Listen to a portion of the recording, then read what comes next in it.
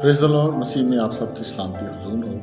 आज हम खुदा के कलाम में से देखेंगे आजमाइश पर कैसे गालिब आएं, हाउ टू ओवरकम टेम्पटेशन।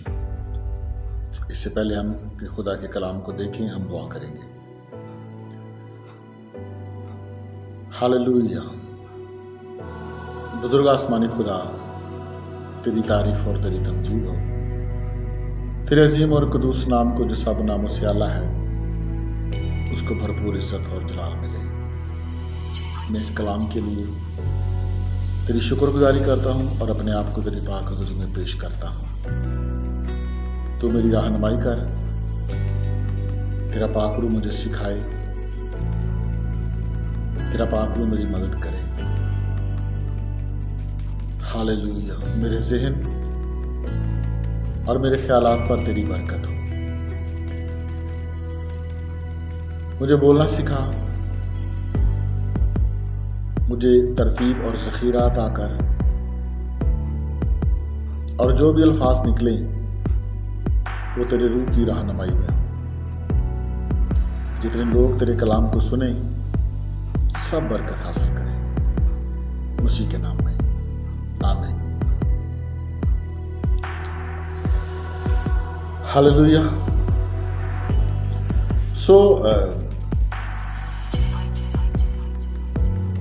आजमाइश का आना या होना गुनाह नहीं, बल्कि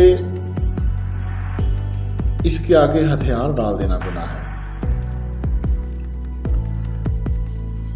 इब्रानियों के खत के अंदर अगर हम चौथा बाब और उसकी 15वीं आयत को तिलावत करते हैं तो वहां लिखा है, हमारा ऐसा सरदार काह नहीं जो हमारी कमजोरियों में हमारा मददगार या हमदर्द ना हो, बल्कि वो सब बातों में हमारी तरह आजमाया गया तो भी बेगुनाह रहा। आमीन। हमारा एक ऐसा सरदार काहन है, यानी कि खुदा यीशु मसीह, जो जोर आवर है, हमारा हमदर्द है हमारी कमजोरियों में, और वो भी सब बातों में आजमाया गया लेकिन फिर भी वो बेगुनाह ठहरा। यीशु मसीह गुनाह पर, मौत पर और बुराई पर गालिब हुए। अगर हम यीशु मसीह के साथ अपनी जिंदगी बसर करते हैं, उसके साथ चलते हैं,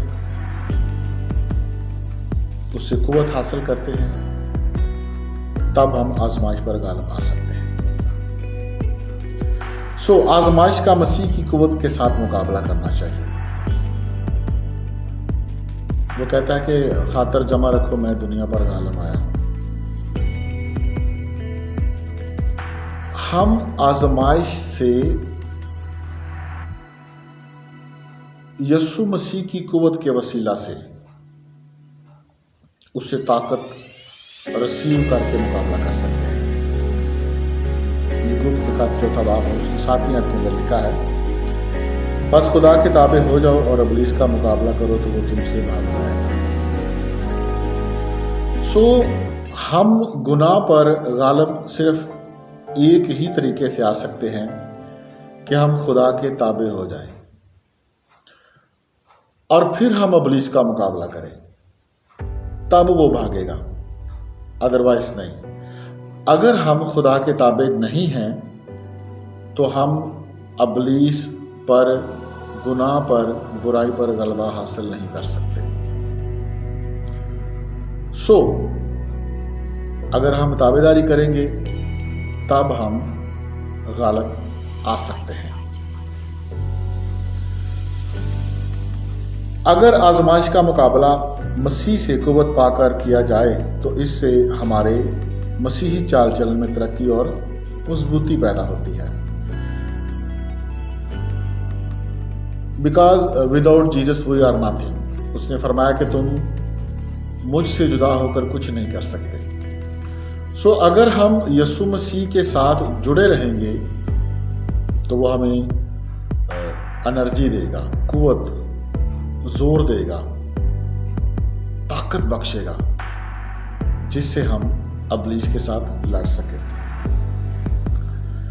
याकूब का खत और उसका पहला बाब और उसकी 12वीं आयत के अंदर लिखा है, मुबारक है वो शख्स जो आजमाइश की बर्दाश्त करता है, क्योंकि जब मकबूल ठहरा तो जिंदगी का वो ताज हासिल करेगा जिसका खुदावंद ने अपने मोहब्बत करने वालों से वादा किया है। सो यहाँ हमें मिलता है कि मुबारक वो शख्स है जो आजमाइश की बर्दाश्त करता है, जिस पर आती है तो वो बर्दाश्त करता है। अगर वो उसको बर्दाश्त करेगा, उस पर गालिब आएगा, उस पर फतह पाएगा, तो वो खुदा की नज़र में मकबूल ठहरेगा और खुदावंद उसको ज़िंदगी का ताज देगा, द क्राउन ऑफ लाइफ। वो क्राउन जिसका यीशु मसीह ने वादा किया है, जो उससे मोहब्बत रखते हैं, जो उसके साथ चलते हैं। So always remember this verse. करंथियों का खत उसका पहला करंथियों उसका 13वां बाब और उसकी 10वीं आयत। तुम किसी ऐसी आजमाइश में नहीं पड़े जो इंसान की बर्दाश्त से बाहर हो, और खुदा सच्चा है, वो तुमको तुम्हारी ताकत से ज्यादा आजमाइश में ना पड़ने देगा, बल्कि आजमाइश के साथ निकलने की राह भी पैदा कर देगा ताकि तुम बर्दाश्त कर सको। सो अगर हम किसी आजमाइश में हैं या किसी आजमाइश में पड़ते हैं तो खुदा हमें उसमें से निकलने का रास्ता भी फराहम करते हैं, और खुदा सच्चा है और वो हमारी ताकत से ज्यादा हमें आजमाइश में ना पड़ने देगा, बल्कि वो हमें उसमें से निकलने की कुव्वत भी देगा। सबसे पहला पॉइंट जो है कि हम आजमाइश पर कैसे गालिब आएं, वो है depend upon the Lord Jesus Christ. यीशु मसीह पर भरोसा रखें। अगर हम यीशु मसीह पर भरोसा रखते हैं तो इससे हमें रहनुमाई मिलेगी कि हम आजमाइश पर गालिब आ सकें। कुलसियों के खत के अंदर लिखा है, बस जिस तरह तुमने मसीह यीशु खुदावंद को कबूल किया उसी तरह उसमें चलते रहो और उसमें जड़ पकड़ते और तमीर होते जाओ, और जिस तरह तुमने तालीम पाई उसी तरह ईमान में मजबूत रहो और खूब शुक्रगुजारी किया करो। सो जब हमने यीशु मसीह को कबूल किया तो हमें चाहिए कि हम उसमें चलें, उसमें जड़ पकड़ें, तालीम हासिल करें, उसमें मजबूत बने और उसकी खूब शुक्रगुजारी करें। सो जो गलबा वो गलबा जिससे दुनिया मगलूब हुई है हमारा ईमान है, क्योंकि जो तुम में है यानी खुदा यीशु मसीह, वो उससे बड़ा है जो दुनिया में है यानी कि इब्लीस। सो यीशु मसीह हमारे अंदर है और वो इब्लीस से ज्यादा ताकतवर है। आमीन। दूसरी बात, खुदा यीशु मसीह का हुक्म माने, to obey the Lord Jesus Christ. अगर हम खुदा यीशु मसीह का हुक्म मानते हैं तो इससे भी हम आजमाइश में से निकलते हैं। यूहन्ना की अंजील उसका 15वां बाब और उसकी 14वीं आयत के अंदर खुदा यीशु मसीह ने फरमाया, जो कुछ मैं तुमको हुक्म देता हूं अगर तुम उसे करो तो मेरे दोस्त हो। सो अगर हम सिर्फ वो काम करें जो यीशु मसीह ने हमें हुक्म दिया है तो हम उसके दोस्त बनेंगे, और वो अगर हमारा दोस्त बन जाता है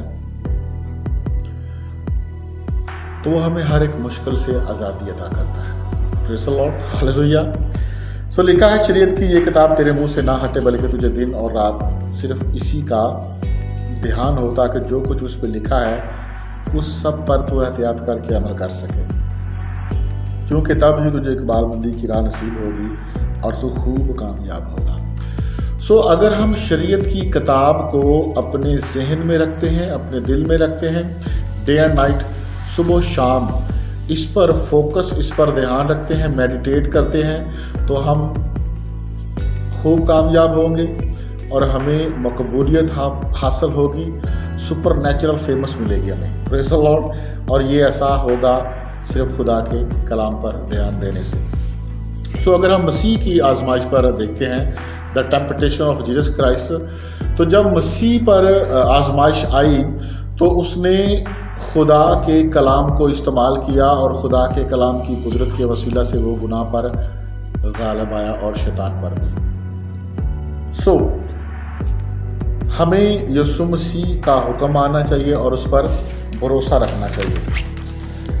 खुदा यीशु मसीह ने हमें दुआ में भी यही सिखाया कि हमें आजमाइश में न ला बल्कि बुराई से बचा। इसके अलावा हमें ये हुक्म दिया गया है कि हम खुदा की परस्तिश करें, रूह और सच्चाई से करें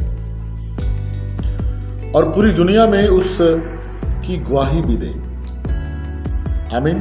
सो जो तीसरा पॉइंट है वो ये है कि खुदावंद मसीह में कायम रहना। हम मसीह में कायम रहें, to stand firm in Lord Christ. यूहन्ना की अंजील के अंदर 15वें बाब के अंदर यीशु मसीह ने फरमाया कि तुम मुझ में कायम रहो और मैं तुम में कायम रहूँगा। जिस तरह डाली अगर अंगूर के दरख्त में कायम ना रहे तो वो अपने आप से फल नहीं ला सकती, इसी तरह तुम भी अगर मुझ में कायम